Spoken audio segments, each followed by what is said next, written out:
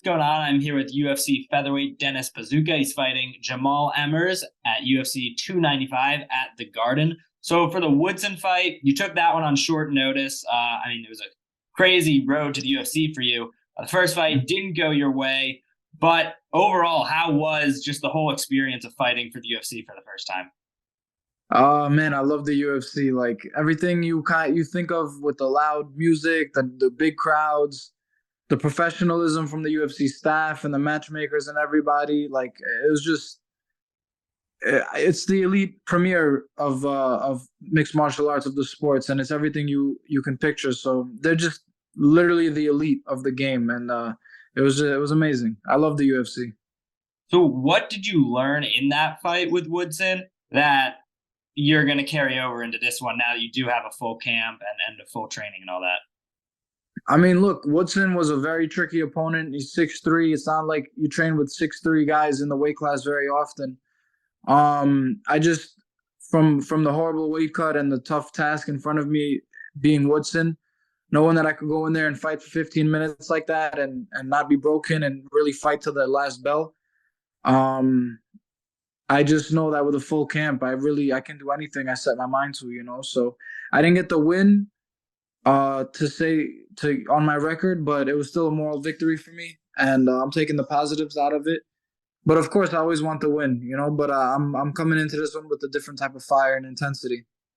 Yeah, I'm definitely looking forward to seeing the improvements you're going to make between that one and this one. But if you look at the UFC right now, it seems like so many of their cards are going on in Vegas at that Apex. So for fighters, especially guys, two fights in like yourself, it's almost like they're picking and choosing who they want on cards with arenas, let alone places like the Garden. So given that, and given that you're a New York guy, what does it mean for you to be making your second UFC fight at the Garden, at the Mecca? Yeah, man, this is a dream come true, bro. I swear to God. Like, I've always dreamed of fighting at MSG, always dreamed of it being a big card in UFC. And just growing up around it, man. And I got Nas and Frivola on the card too. Like, we've just been killing it in the gym together, and we're just sharing like all the emotions that come with the fight and with fighting at MSG in our hometown.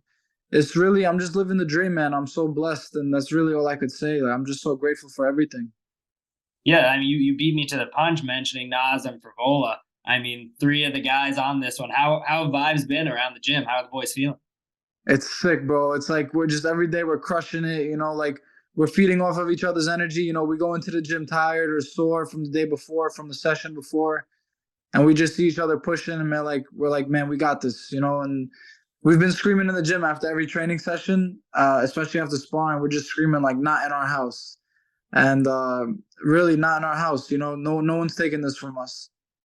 Yeah, I love the fact that it's a home game for you guys. But you're kind of an underdog, at least as the bookmakers see it. You're plus 250. Do you care about that? Does that motivate you? And do you think you should be an underdog?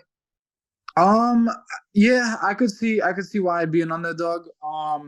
If anything, I love it. I love proving people wrong. I've been an underdog my whole career, my whole life. So, I mean, you saw how long it took me to get to the UFC with everything I did. It's another.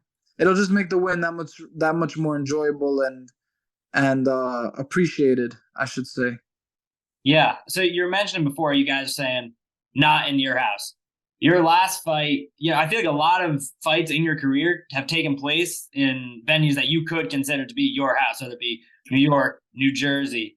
Your last fight, your debut, that was in Nashville and on short notice. So the Albanians, I saw some Albanian flags there when you were fighting, but not like I think we both know that, the audience you're capable of getting. So how is it looking for the Garden? Should we expect to see a whole lot more Albanian flags in that crowd? Yeah, definitely. I'm the first fight of the night, which for that it kind of sucks. I mean, I understand. I figured I'd be the first fight of the night. So the arena won't be as packed, obviously, but I know of at least like personally 100 people that are coming, even though the cheapest ticket was like $1,000 and $900. So people are mobbing out, man. And then I have people messaging me on Instagram too that they're coming to the fight and stuff like that, like random people. So it should be good. Hey, even though it's early, I think that'll just make the Albanians that much louder. But it's Yeah. it's great talking to you as always. Before I let you go here, I gotta get what's your prediction for this one? How's it gonna go down? Look, I'm coming in there like every fight. I'm gonna go to knock this guy out. I can see the first round knockout, maybe second, because of his style. But if not, man, I'm ready for 15 minutes of war to just break this guy. Because it's either I break or he breaks the way I'm coming into this fight, and where I'm at mentally, nobody's gonna break me. So it's either I break him, I knock him out, or I just beat him up for 15 minutes and we go to war. Awesome. I am very much looking forward to this one. I will be there, so I'll see you Nice. there, and good luck, man. Thanks for the time today. Yeah, thank you, Noah. I appreciate you, man. I'll see you over there. Thanks, bro. See ya. Thanks, bro.